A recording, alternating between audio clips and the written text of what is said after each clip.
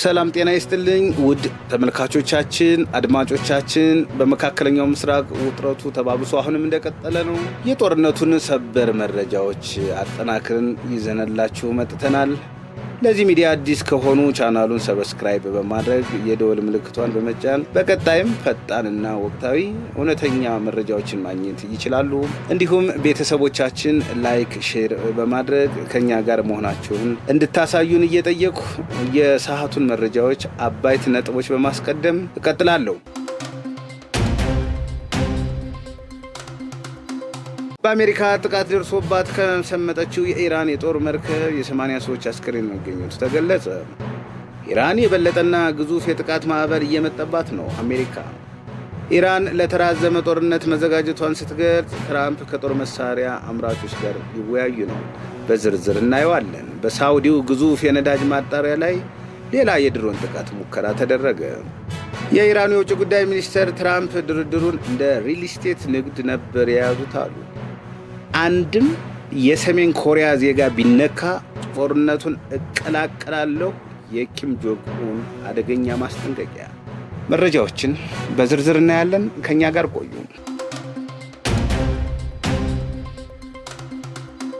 በአሜሪካ ጥቃት ደርሶባት ከሰመጠችው የኢራን የጦር መርከብ የ80 ሰዎች አስክሬን መገኘቱ ተገለጸ። በኢራን የጦር መርከብ ላይ የነበሩ 80 ሰዎች አስክሬን መገኘቱን የስሪላንካ የመከላከያ ሚኒስቴር ምክትል ሚኒስትር ማርሻል ሳምፖዝ ቱያኮንታ ለቢቢሲ ተናገሩ።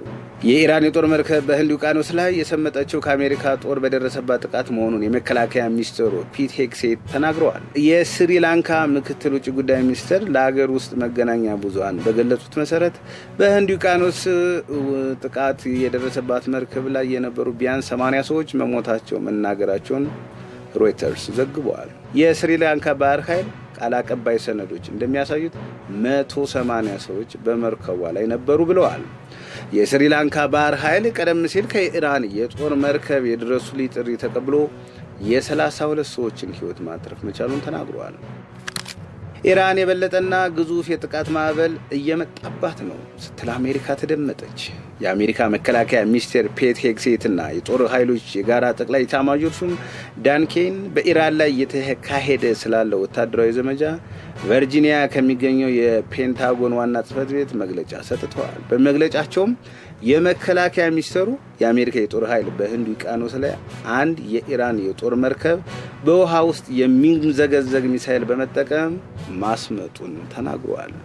የኢራን መንግስት ተሸንፏል ያሉት የመከላከያ ሚኒስትሩ አሜሪካ በማያጠራጥር ሁኔታ ያለ ርህራሄ ባድ ጉዳት በማድረስ እያሸነፈች ነው ብለዋል። ተጨማሪ ወታደራዊ እርምጃ በኢራን ላይ እንደሚወሰድ ጠቅሰው የበለጠና ግዙፍ የጥቃት ማዕበል እየመጣ ነው ብለዋል። የአሜሪካ ጦር ጠቅላይ ኤታማዦር ሹም ዳን ኬን በበኩላቸው የሰራዊቱ ጥቃት ወደ ምድር እየተስፋፋ ወደ ኢራን ግዛት ጠልቆ እየገባ ነው ሲሉ ጥቃቱ መጠናከሩን አመላክተዋል።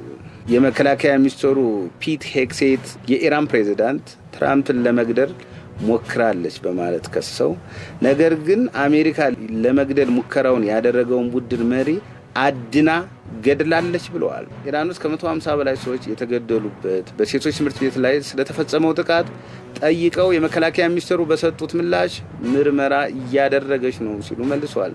ነገር ግን ጥቃቱ በእስራኤል ወይስ በአሜሪካ መፈጸሙን እንዲያረጋግጡ ቢጠየቁም ፍቃደኛ አልሆኑም።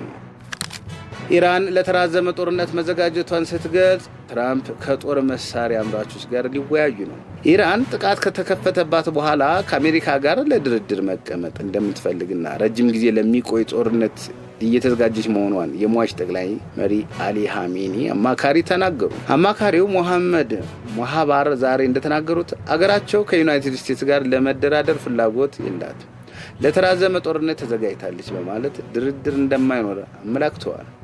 የአገሪቱ መንግስት ቴሌቪዥን በሰጡት መግለጫ አማካሪው በአሜሪካኖች ላይ ስለማንተማመን ለድርድር የሚሆን መሰረት የለም፣ እስከፈለግነው ጊዜ ድረስ ጦርነቱ መቀጠል እንችላለን ሲሉ ተደምጠዋል። ይህ በእንዲህ እንዳለ ፕሬዚዳንት ትራምፕ ከሀገራቸው ጦር መሳሪያ አምራች ኩባንያዎች ከፍተኛ ባለስልጣናት ጋር ዋይት ሃውስ ውስጥ ነገ ዓርብ ሊነጋገሩ መሆኑን ሮይተርስ የዜና ወኪል ዘገበ። በስብሰባው አሜሪካ በኢራን ላይ የከፈተችውን ጥቃት ተከትሎ የነበራት ከፍተኛ መጠን ያለው የተተኳሾች ክምችት እየቀነሰ በመምጣቱ ኩባንያዎች ምርታቸውን እንዲጨምሩ ለማድረግ የታሰበ መሆኑ ተነግሯል። ከዚህ በተጨማሪም የአሜሪካ መከላከያ ሚኒስቴር ፔንታጎን በመካከለኛው ምስራቅና በሌሎችም ቦታዎች ጥቅም ላይ የዋሉ የጦር መሳሪያዎችን ለመተካት $50 ቢሊዮን የሚደርስ ተጨማሪ በጀት ለመጠየቅ እየተዘጋጀ መሆኑን ሮይተርስ ዘግቧል። የአሜሪካ መንግስት የጦር መሳሪያ አምራቾች ላይ ምርታቸውን እንዲጨምሩ ከፍተኛ ግፊት እያደረገ ሲሆን ፕሬዚዳንት ትራምፕ በሚጠበቅባቸው መጠን እያመረቱ አይደለም የተባሉ ኩባንያዎች ተለይተው እንዲቀርቡ ባለፈው ዓመት አዝዘው ነበር። የመከላከያ ሚኒስቴሩ የእነዚህን ኩባንያዎች ዝርዝር ይፋ ያደርጋል ተብሎ እየተጠበቀ ነው። ከዛ በኋላም አስገዳጅ እርምጃ ሊወሰድና ኮንትራታቸውን ሊያቋርጥ ይችላል። በሳውዲው ግዙፍ የነዳጅ ማጣሪያ ላይ ሌላ የድሮን ጥቃት ሙከራ ተደረገ። ሰኞ ዕለት የኢራን ጥቃት ኢላማ የነበረው ዋነኛው የሳውዲ አረቢያ የነዳጅ ማጣሪያ ላይ የድሮን ጥቃት ሙከራ መደረጉን የአገሪቱ መከላከያ ሚኒስቴር ገለጸ። የጥቃቱ ሙከራ ተደርጎበታል የተባለው ራስ ታኑራ የነዳጅ ማጣሪያ በሳውዲ አረቢያ ትልቁ የነዳጅ ምርት ተቋም እንደሆነ ይታመናል። የሳውዲ መከላከያ ሚኒስቴር ጥቃቱ በድሮን እንደተፈጸመና ምንም አይነት ጉዳት እንዳልደረሰ የመጀመሪያ ደረጃ ግምቶች አመላክተዋል ብሏል። የነዳጅ ማጣሪያው ከዚህ አስቀድሞ በኢራን ጥቃት ተፈጽሞበታል። ሰኞ ዕለት የተነሳ የሳተላይት ምስል በማጣሪያው ላይ የደረሰውን የጉዳት መጠን አሳይቷል። ከጥቃቱ በኋላ የማጣሪያ ተቋሙ ህንፃ በእሳት ተያይዞ ታይቷል። ሰኞ ዕለት የደረሰውን የድሮን ጥቃት ተከትሎ ለጥንቃቄ እርምጃ ሲባል የተወሰነው የነዳጅ ማጣሪያ ክፍል እንዲዘጋ መደረጉን የሳውዲ መንግስት አስታውቆ ነበር። ራስ ታኑራ የነዳጅ ማጣሪያ በሳውዲ ብቻ ሳይሆን በዓለም ዙሪያ ካሉ ግዙፍ የነዳጅ ማጣሪያ ማዕከላት አንዱ ነው። የኢራን የውጭ ጉዳይ ሚኒስቴር ትራምፕ ድርድሩን እንደ ሪል ስቴት ንግድ ነበር የያዙት አሉ። የኢራን የውጭ ጉዳይ ሚኒስቴር አባስ አግራቺ በማህበራዊ ሚዲያ ገጻቸው በለጠፉት ጽሑፍ የአሜሪካ ፕሬዚዳንት ዶናልድ ትራምፕ በክፋት ተነሳስተው የድርድር ጠረጴዛውን በቦምብ ደብድበዋል ሲሉ ከሰዋል። ውስብስብ የሆኑ የኒኩለር ድርድሮች እንደ ሪል ስቴት ንግድ ሲያዙና ትላልቅ ውሸቶች እውነታውን በሚጋርዱበት ጊዜ መሬት የማይወርዱ ነገሮች በፍጹም ሊሳኩ አይችሉም ብለዋል። ውጤቱስ በክፋት ተነሳስተው የድርድር ጠረጴዛውን በቦምብ ደብድበዋል በማለት ጽፈዋል። ጦርነቱ ከመጀመሩ ቀናት አስቀድሞ ጄኔቫ ውስጥ ሲደረግ በነበረው ድርድር ቴህራንን ከወከሉ ተደራዳሪዎች ዋነኛው የውጭ ጉዳይ ሚኒስትር አግራቺ ናቸው። የዚህ የኒውክሌር ድርድር ጥሩ መሻሻሎች እንደተመዘገቡ ተገልጾ የነበረ ቢሆንም ከቀናት በኋላ አሜሪካና እስራኤል ኢራን ላይ ጥቃት በመፈጸም ጠቅላይ መሪውን ጨምሮ በርካታ አመራሮችን ገድለዋል። ሐሙስ ዕለት ስዊዘርላንድ ጄኔቫ ላይ በአሜሪካና በኢራን መካከል ድርድር ከተካሄደ በኋላ ቅዳሜ ዕለት ነበር አሜሪካና እስራኤል ጥቃቱን የከፈቱት። የውጭ ጉዳይ ሚኒስትር አግራችን ጨምረው ትራምፕ በዲፕሎማሲ ላይና በመረጣቸው የአሜሪካ ሕዝብ ላይ ክህደት ፈጽሟል በማለት ጽፈዋል። አንድም የሰሜን ኮሪያ ዜጋ ቢነካ ጦርነቱን እቀላቀላለሁ፣ የኪም ጆንግ ኡን አደገኛ ማስጠንቀቂያ። የዓለምን ፖለቲካ እጅግ አስደንጋጭ በሆነ መልኩ የለወጠ መግለጫ ከሰሜን ኮሪያ ተሰምቷል።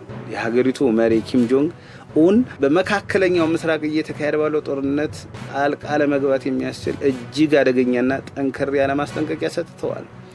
መሪው በይፋዊ መግለጫቸው እንዳሳወቁት በኢራን ምድር የሚገኙ የሰሜን ኮሪያ ዜጎች ደህንነት ላይ ምንም አይነት ድርድር እንደማያደርጉና አንድም የሀገር ዜጋ ላይ ጉዳት ከደረሰ ሰሜን ኮሪያ ያለምንም ማመንታትና ቅድመ ሁኔታ ወደ ጦርነቱ ትገባለች ሲሉ ዓለምን ያስደነገጠ ዛቻ ሰንዝረዋል።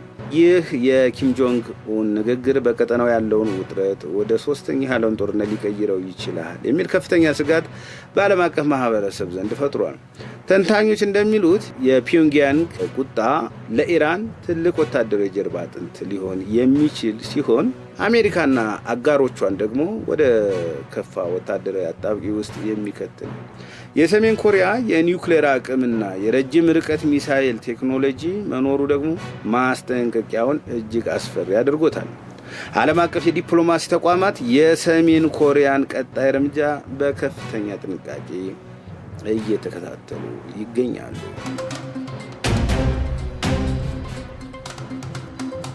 ውድ አድማጭ ተመልካቾቻችን ለሰዓቱ ይዘናቸው የነበሩ መረጃዎችን ይህንን ይመስሉ ነበር።